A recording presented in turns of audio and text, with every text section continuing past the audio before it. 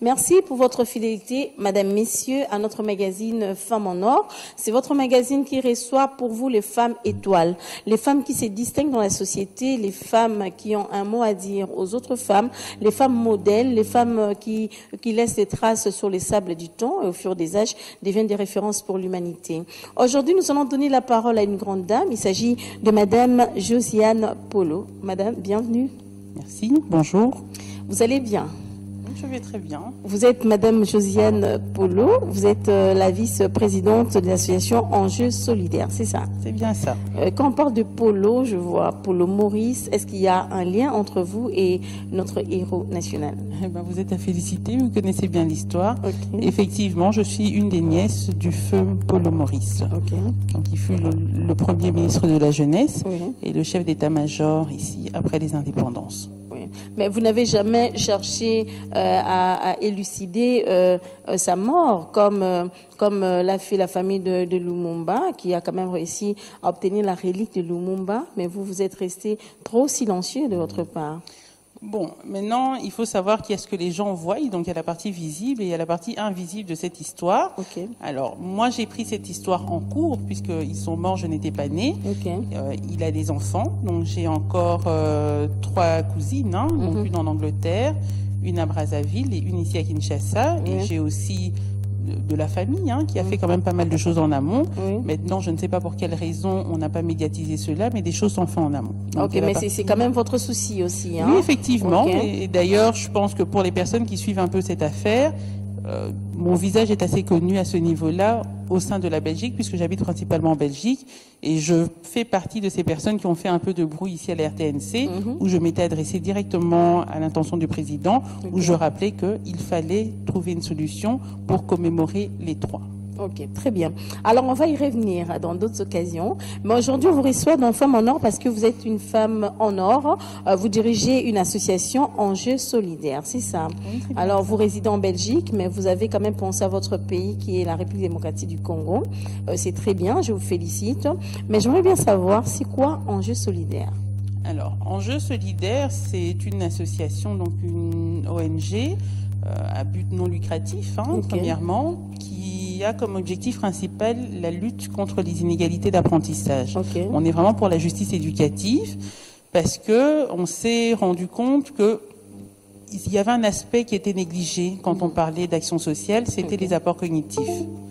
Donc on a décidé d'en faire notre cheval de bataille. Ok.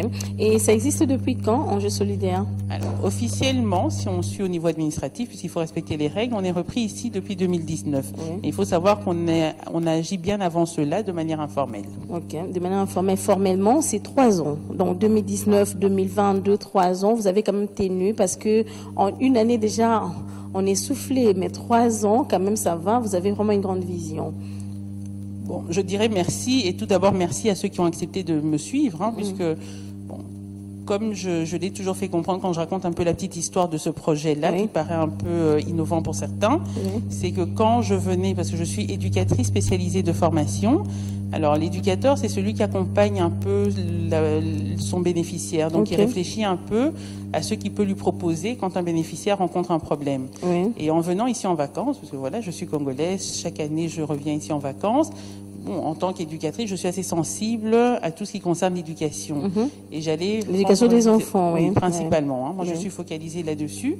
Et je devais aller rendre visite dans un orphelinat, parce que c'est par là que tout a commencé, dans un petit centre. Et quand j'avais demandé ce que je pouvais ramener, les besoins avaient plus été focalisés sur le vestimentaire et la nourriture. Bon, maintenant, en tant qu'éducatrice, moi, mes objectifs étant aussi autres, j'ai ramené plutôt du matériel ludique, donc j'ai rapporté des jeux. Et en rapportant des jeux dans ce centre, en observant les enfants, on s'est rendu compte qu'ils n'arrivaient pas à manipuler ces jeux, et pourtant j'avais ramené des jeux adaptés à la tranche d'âge. Mais les enfants n'y arrivaient pas. Alors, en tant qu'éducateur, mon rôle, c'est aussi de comprendre, mais tiens, pourquoi, après avoir donné des explications, les enfants n'arrivaient pas à prendre le ton et à utiliser ce matériel. Oui. Et tout simplement parce que c'était du matériel avec lequel ils n'étaient pas habitués. C'est ça, oui. Donc, il a fallu reprendre les choses calmement. On a pris le temps qu'il fallait et en prenant ce temps, les enfants ont pu jouer tout simplement. Et c'est eux qui apprenaient même à d'autres enfants. Donc, une fois ce constat fait, je me suis dit, je ne vais pas aller par quatre chemins, je vais me concentrer sur ça, oui. Okay. D'autres le font déjà l'alimentaire, d'autres font le vestimentaire. Alors on va apporter une autre dimension à l'aide, on va apporter une dimension cognitive que moi je dis qualitative. Vous avez commencé par les orphelinats, mais j'aimerais d'abord avoir vos impressions. Comment vous avez été accueillis dans les orphelinats? Ils n'étaient pas étonnés de voir une dame qui vient avec des jouets. On a besoin de la nourriture, le ventre affamé n'a point d'oreille, mais vous avez pensé quand même à l'éducation des enfants. Comment vous avez été accueillis? Alors, on a été hyper bien accueillis, parce qu'un enfant reste un enfant, quelle que soit la situation. Et je pense que pour que les gens voient un peu de quoi je parle, il suffit d'observer les enfants en situation de guerre. Donc, même ici à l'Est, quand on va dans les camps des réfugiés, là où ça ne va vraiment pas, on verra que les enfants jouent malgré la situation dramatique. Donc il faut se dire que pour un enfant, la base même du développement, il y a l'alimentaire certes, mais le développement, en tout cas le jeu, fait partie intégrale de son développement. Alors on était hyper bien accueillis par les enfants et j'ai même envie de dire, jamais un enfant nous a demandé de la nourriture par derrière. Il y avait plus de plaisir à jouer qu'à manger. Oui. C'est contraire, le ventre affamé n'a point d'oreille, mais au moins pour ces enfants-là, ils ont préféré jouer que de manger. Oui, si les demandes alimentaires ont été faites, c'est de la part des adultes. Aucun enfant n'a jamais demandé de l'alimentaire. Ok, alors ça va ouvrir une brèche. Qu'est-ce que les jeux en général peuvent apporter dans la vie des enfants? Alors, il y a plusieurs paramètres que le jeu va étoffer. On parle d'abord de la notion du bien-être, puisque c'est un moment de plaisir, donc c'est un moment qui rapporte quelque chose d'affectif à l'enfant. Donc il y a déjà de ça. Et puis il y a les compétences. Donc on acquiert, on va dire les mathématiques, les compétences de base. On est dans les maths, on est dans le français, on est dans les découvertes à partir de la science. Et le jeu va déjà consolider ces acquis que les enseignants transmettent. Donc le jeu permet cela. Et puis il y a tout ce qui concerne les compétences transversales. Il faut savoir que pour qu'un enfant puisse apprendre de manière optimale, il y a le fait d'être attentionné, il y a le fait de pouvoir observer, il y a les perceptions. Et le jeu va permettre de développer toutes ces aptitudes-là. Donc on est vraiment dans des compétences aussi transversales. Ok, alors on va se tourner vers la régie pour voir quelques images, parce que à vous entendre parler, Madame Josiane, on sent que vous êtes beaucoup plus dans ce que les gens appellent l'intello. C'est-à-dire c'est la tête maintenant qui tourne, la tête des enfants qui doit travailler. Or, le monde actuel dominé par les virtuels, mais vous êtes dans des jeux comme des Scrabble, par exemple, des jeux des cartes, apprendre aux enfants à jouer cela, juste pour développer leur intelligence. Alors, on va voir les images. Là, vous étiez où? Alors ici, on était à Inongo, dans une des écoles catholiques là-bas de la place, et on a fait un atelier avec les fins de cycle primaire. C'était un moment pathétique avec les enfants. Bon, c'était un moment agréable, et d'autant qu'on avait pas loin de 600 élèves, donc on a fait une rotation, ça nous a pris 3 journées. C'était assez rude, mais c'était un moment agréable. Les enfants ont su apprendre quelque chose. Oui, entre autres.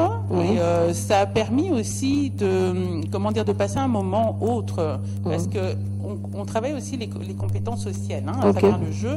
Et on passe un moment qualitatif, donc on apprend à se connaître, on apprend aussi à connaître ses forces et ses faiblesses. Parce qu'il y a des enfants qui peuvent être forts dans tel domaine et moins dans l'autre, mais alors à ce moment-là, ça permet de l'entrevoir. Donc les enfants se voient sous un autre angle. Et ça permet aussi de voir les enseignants, puisque les enseignants étaient hyper sympas, ils ont participé, donc ça permet aussi de voir la casquette de l'enseignant un peu plus humaine pour les enfants. Alors si je comprends bien, vous n'êtes pas seulement basé à Kinshasa, mais vous entrez aussi dans des provinces juste pour éduquer les enfants. Alors, quand l'opportunité nous l'est donnée, oui. Donc là, on avait eu de la chance au moment où on est parti à Inongo. Il y a eu aussi une intervention du vice-gouverneur. C'était l'année passée. Les autorités vous accompagnent quand même. Certaines autorités sont assez réceptives à ce que je fais. On a été bien accueillis par le vice-gouverneur. Donc si je comprends bien, vous travaillez beaucoup avec des écoles publiques et des écoles privées. C'est un choix qui a été fait, d'abord privilégier le public, mais pour des raisons bien spécifiques. Donc, comme je dis, les objectifs de l'association sont d'abord la lutte contre les inégalités d'apprentissage. Ok. Il faut savoir que dans les écoles publiques, un peu ça, ce sont des Scrabble que les enfants apprennent là. Alors ici, c'est un jeu qu'on appelle le Matsumo. Donc Matsumo. Oui, Matsumo, c'est un jeu de multiplication. Des compilations. De multiplication. Ok. C'est un jeu qui n'est pas fort apprécié des enfants d'entrée de jeu. Vraiment, ça fait réfléchir. Mais une fois qu'on est bien dedans, et ceux qui sont... on remarque même les lacunes. Hein, les enfants qui ont des difficultés en mathématiques auront tendance à le délaisser. Ok. Alors, les enfants qui sont forts en maths auront tendance à apprécier ce jeu. Donc, on sait déjà remarquer les forces et les faiblesses. Et quand on les remarque, alors on sait quels sont les autres jeux qu'on peut proposer pour renforcer les faiblesses des enfants. Donc, si je comprends bien, c'est une façon pour vous de lier la théorie que les enfants prennent à l'école à la pratique. Tout à fait. Okay. Donc, vous avez fabriqué le maths quoi? C'est Matsumo. Donc Matsumo. Oui, ce sont des jeux que moi j'achète dans une ludothèque. Donc c'est comme ça qu'on appelle le magasin de jeux. C'est une ludothèque qui est spécialisée dans le jeu éducatif et pédagogique. Ce n'est pas là-bas qu'on va trouver une poupée pour peigner les cheveux. Donc ça, on n'est pas dans le professionnel. C'est vraiment des jeux qui ont été sélectionnés pour les apprentissages. Mais la mathématique, il n'y a pas d'anglais là-bas, il n'y a pas de français. Qu'est-ce que vous faites pour le français? On peut citer aussi du français. Je ne sais pas dans les images que vous aurez, mais aussi des jeux qui renforcent les capacités langagières. Hein, Quand on parle de français, c'est tous les jeux qui développent cela. On en a plein. En tout cas, on en a plein. Je pense que j'ai plus ou moins 400 jeux ici à Kinshasa. 400 jeux à Kinshasa. En fait, j'aimerais bien savoir, ce sont vos innovations, ça vient de vous ou bien vous avez posé ça quelque part, par exemple en Belgique, vous avez dit, bon d'accord, je vais partir avec les Congolais. Alors, on va dire, c'est mon boulot. Hein. Je travaille dans le domaine de l'éducation. Dans ma formation, j'ai eu la facilité de pouvoir voir ce que permettait le jeu dans le développement de l'être humain. Alors, quand on suit les stades de développement, on se rend compte que l'âge où l'humain est le plus fertile, c'est en bas âge.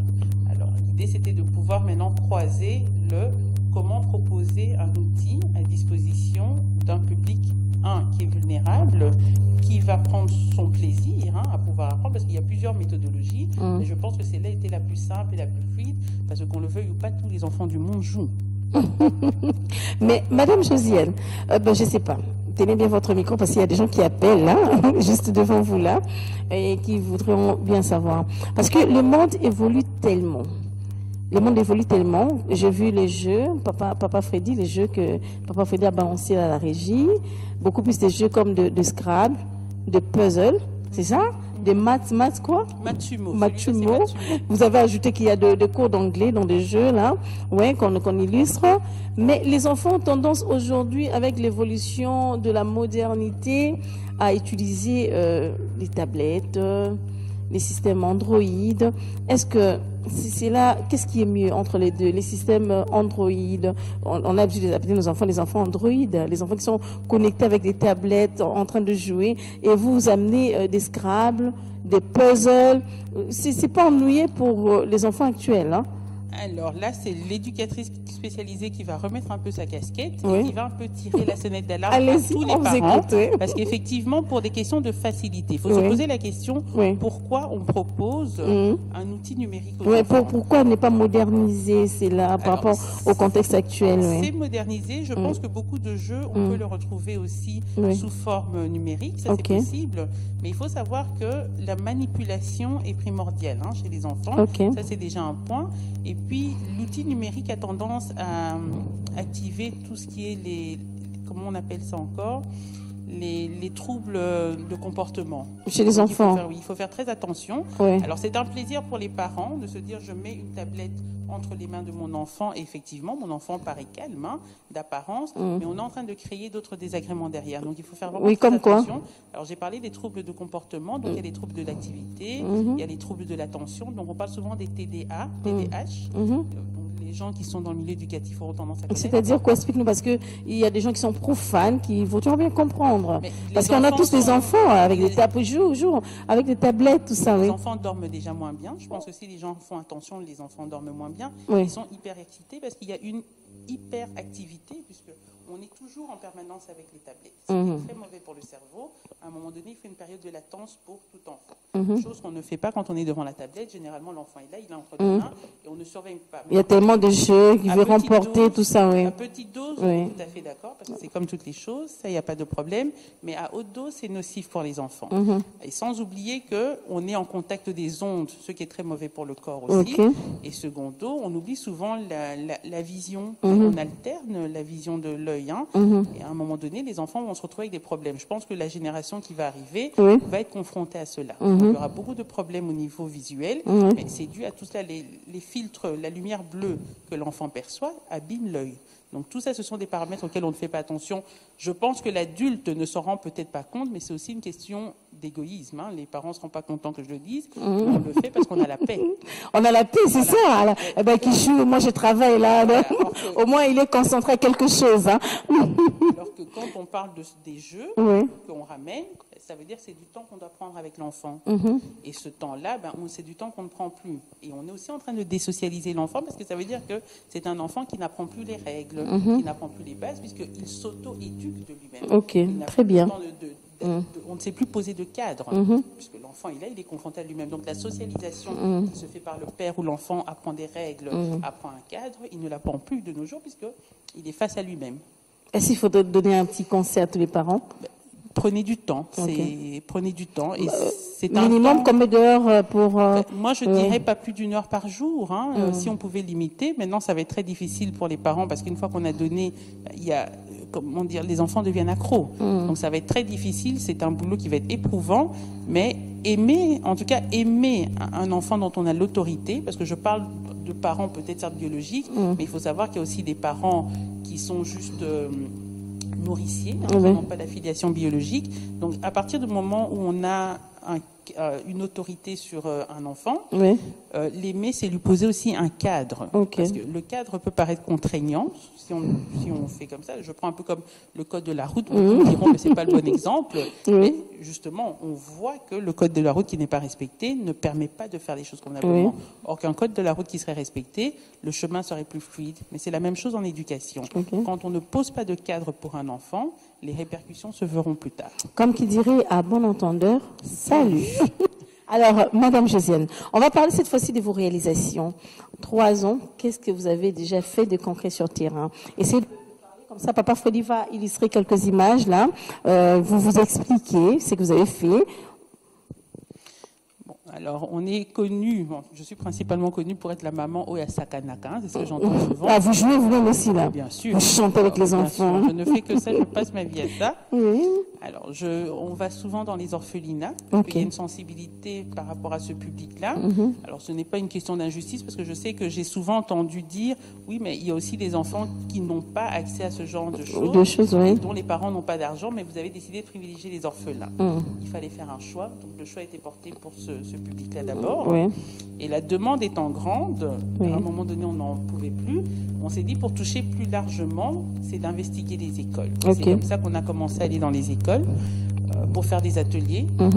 Non seulement pour confronter les enfants à cette différence, avoir un peu les jeux, les sensibiliser, et puis avoir aussi l'effet contagion. Parce que quand les enfants jouent, l'avantage, c'est qu'ils en parlent autour d'eux. Alors, les parents se posent des questions, les parents sont sensibles, et puis les parents sont contents, puisque tout parent aime que son enfant passe un bon moment, et d'autant plus quand cet enfant, dans ce beau moment, apprend. On avait cet avantage-là. On fait des ateliers à destination des adultes pour déconstruire la perception que les adultes ont du jeu. Puisque quand on parle de jeu, avant, je me souviens quand je venais, on disait « Ah, Josiane, à la rani, ni maman Josiane, à Sakana Akaka ». On ne voyait pas la pertinence de ce que c'est ça, On était juste vu comme une maman qui joue, parce que je joue au Nzango. Vous jouez au Nzango, à tout, vous sautez aussi. Je fais de tout, parce que le jeu, certes, je parle du jeu éducatif, je parle des jeux pédagogiques, mais le jeu, il y a plusieurs catégories. Les jeux sportifs aussi, Le jeu sportif permet aussi d'apprendre, on travaille les cohésions d'équipe, et puis c'est aussi passer un temps relax, parce qu'on n'est pas, certes, j'utilise le jeu pédagogique, mais je fais tous les panels de jeu. Alors, quand on voit une maman plus avec mon gabarit s'amuser à sauter au Nzango, mais c'est quand même bon pour la santé. Oui, tout à fait, tout à fait. Donc vous faites tout. Alors, vous avez fait beaucoup de choses, beaucoup de réalisations. À ce niveau-là. Donc c'est vraiment pour déconstruire, quand on s'adresse aux adultes, c'est pour déconstruire l'image que les gens ont du jeu. Parce qu'il faut savoir que pour qu'un enfant joue, c'est qu'un adulte lui a laissé cet espace de jeu. C'est qu'un adulte prend le temps de jouer avec lui. Alors, quoi de mieux que de sensibiliser les adultes à partir de petits ateliers. Maintenant, on reste aussi une association, on prône cette éducation, je dis toujours ludique. Donc, on a fait des ateliers, on a organisé, par exemple, pour la Journée de la Femme, on a organisé une conférence, mais elle aura aussi cette particularité d'être ludique. Pourquoi ? Parce qu'on a fait appel à une pièce de théâtre pour venir mettre en branle, comme je dis, un message qui pourra passer. Quoi de mieux que de prendre les codes que les gens ont tendance à utiliser. Donc on essaie toujours de faire passer l'information de manière ludique. Donc hormis le jeu pour les enfants, quand on s'adresse aux adultes, on essaye toujours de faire les choses de manière ludique également. Ok, très bien. Est-ce que ça vous est déjà arrivé de penser à créer des sites récréatifs pour les enfants? Oui. On m'en parle régulièrement, mais par rapport à ce que je veux, parce que certes, il y a déjà des sites récréatifs ici, sur la ville de Kinshasa. Là, vous allez sortir avec une autre particularité. Voilà. Moi, j'aimerais quand même axer ce site récréatif sur les apports cognitifs. Donc, l'idée, c'est de se dire, demain, si c'était possible, on crée la maison des savoirs ludiques. On sait que les enfants viennent pour apprendre, on est dans le ludique, donc mais on est bien dans les savoirs. Donc, je ne veux pas que les enfants viennent et pas juste du temps dans de l'occupationnel, puisque l'idée derrière ce qu'on fait, c'est de se dire de capitaliser notre génération à venir, le citoyen à venir. Sur tout ça, vraiment pour le développement du capital humain. Ok. Alors, on va parler cette fois-ci des difficultés que vous rencontrez sur le terrain, parce que c'est un domaine spécial. En tout cas, c'est du nouveau à Kinshasa, pour ne pas parler de la RDC. En tout cas, qu'est-ce que vous rencontrez comme difficulté sur le terrain ? Il y a une lenteur institutionnelle qui s'est posée à nous. Et puis, on ne saura même pas dire quelle en est la raison. Nous, on a fait les courriers qui se devaient en tant qu'institution et on n'a pas de retour. Maintenant, là, dernièrement, le seul retour qu'on a eu, c'est auprès du ministre de la Jeunesse, qui a eu écho de ce que l'on faisait, qui nous a quand même reçus. Donc, on attend la suite, mais je suis étonnée jusqu'aujourd'hui, alors qu'on travaille principalement avec le cycle de primaire. On a fait appel au ministère compétent. De l'EPST, oui, on n'a toujours pas de suite. Donc maintenant, j'ose espérer que quelqu'un de l'EPST m'entendra et qu'on aura une suite. Après cette émission, nous avons la foi qu'il y aura une suite favorable. En tout cas, je le souhaite pour les enfants, parce que les bénéficiaires, finalement, ça reste les enfants. Donc, ça sera un peu dommage qu'on ne contribue pas, en tout cas au niveau institutionnel, qu'on ne puisse pas contribuer à l'effort des personnes dites vulnérables économiquement parlant. Parce que faire un projet et se limiter aux écoles privées, c'est très bien, mais je sors au fait de mes objectifs quand je fais comme ça. Donc l'idée, c'était de se dire de permettre à tout public de pouvoir accéder à cela. Ok. Alors, comment vous collaborez avec des écoles? Est-ce qu'il y a des conditions? Comment vous entrez en contact avec ces écoles? Ce sont des écoles qui vous cherchent ou vous approchez de ces écoles? Comment vous faites? Alors, premièrement, nous sommes partis vers certaines écoles. On est en plein marketing. On passe un peu dans les écoles. Maintenant, chaque fois que j'ai l'opportunité de prendre la parole, je donne mes coordonnées. Les écoles peuvent venir vers nous et on va un peu expliciter le projet et donner les modalités. Il n'y a pas de conditions? Il n'y a pas des conditions spécifiques en tant que telles. Maintenant, comme je dis, il y a des modalités à suivre parce qu'il y a quand même un défrayement. Il faut savoir que ce sont des animateurs qu'on forme pour, donc c'est des jeunes qui travaillent pour d'autres jeunes. Donc c'est les vieux jeunes qui travaillent pour les plus jeunes. Donc votre équipe est composée de jeunes. J'ai vu des jeunes qui vous accompagnent, de jeunes garçons, de jeunes filles de moins de 50 ans. De moins de 35 ans. 35 ans, ok. Les jeunes jusqu'à 35 ans, au-delà, il paraîtrait. Ils ont comment? Il paraît qu'on devient vieux au-delà de 35. Je ne sais pas, c'est ce qui est dit. Même pas. Moi, la jeune, c'est jusqu'à l'âge de 70 ans, Jean-Pierre. En tout cas, le ministère... C'est jusqu'à 70 ans.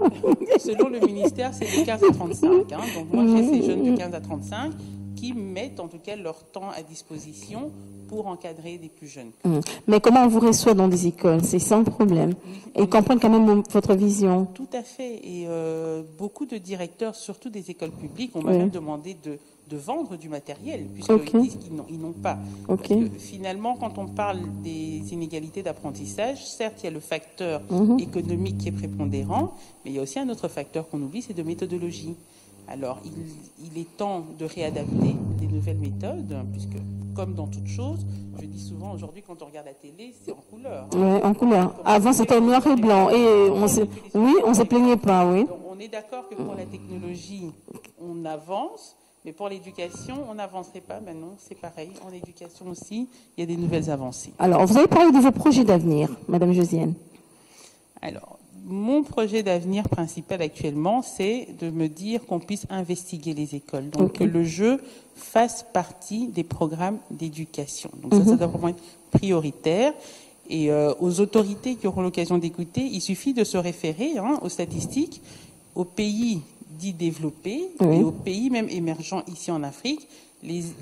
En tout cas, l'enseignement où on a mis en avant le jeu a fait décoller. Le jeu solidaire. Enjeu solidaire, c'est ça, non? Oui, enjeu solidaire. Ok.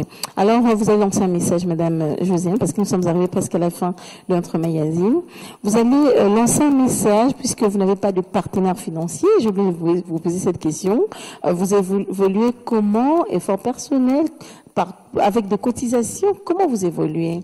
Alors, c'est la cotisation de nos membres. Okay. Alors, il faut savoir qu'Enjeu solidaire a une antenne ici, mais elle a une antenne également en Belgique. Okay. Et Dieu merci, il y a cette jeunesse avec laquelle on travaille en Belgique, qui est quand même sensible à ce qui se passe ici au Congo, qui a décidé vraiment de porter une grosse contribution à ce projet. Donc, c'est pour ça qu'on arrive à tourner, mais on est en train d'arriver à bout de souffle.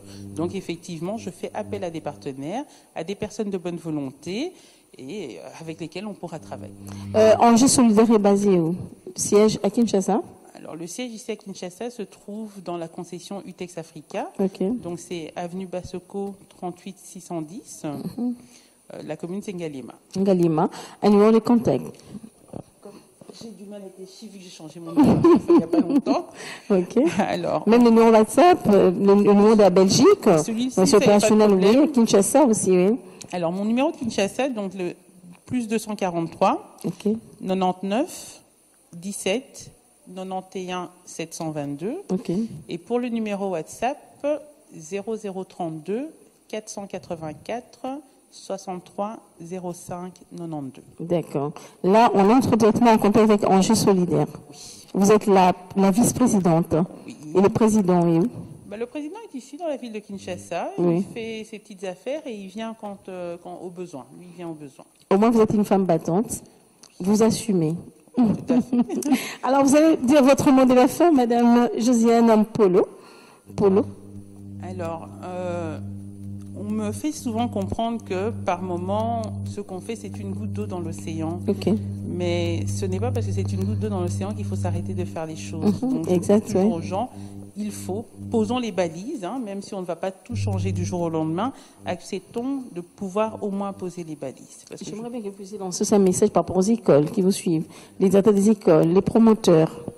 Alors, aux directions, faites appel à nous, comme ça nous venons sur place et nous faisons une démonstration, comme ça les directions vont comprendre un peu là où ce qu'on fait comme exactement sur le terrain. Et quant aux parents qui vont nous suivre, parlez de nous dans les écoles où vont vos enfants. Parce que si vous sensibilisez les directions, automatiquement les directions reviendront vers nous. Merci beaucoup, Madame Josiane Polo, d'avoir répondu à toutes nos questions. Merci à vous. Les portes de Femmes en Or resteront toujours ouvertes en cas de besoin. Merci. Bien que vous serez en Belgique sous peu, mais vous serez toujours la bienvenue chez nous. En tout cas, merci pour l'accueil. C'était un plaisir pour nous. Alors, Madame, Messieurs, nous sommes arrivés à la fin de ce magazine Femmes en Or. Nous avons eu l'insigne honneur de recevoir pour vous Madame Josiane Polo. Elle est la vice-présidente de l'association Enjeu solidaire.